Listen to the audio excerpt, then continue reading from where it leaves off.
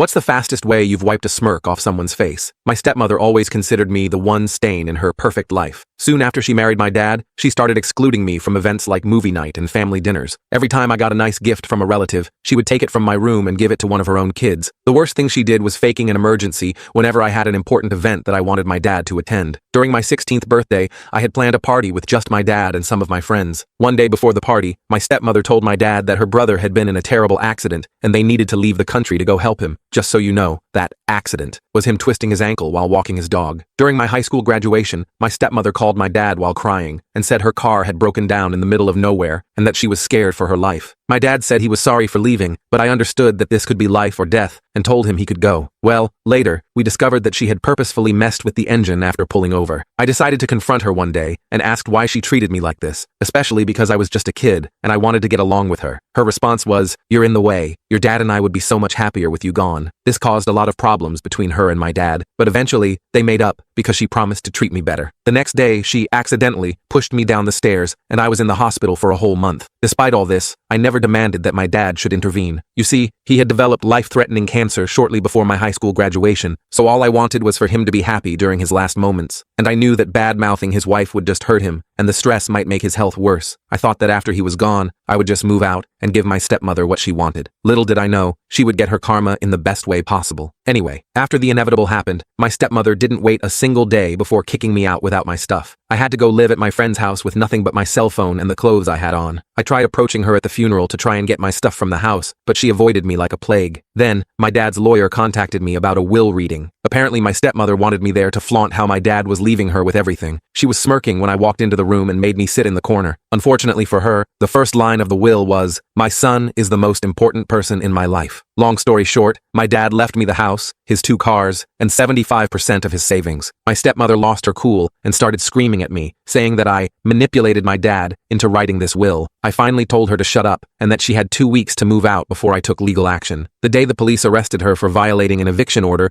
was probably one of the best days of my life.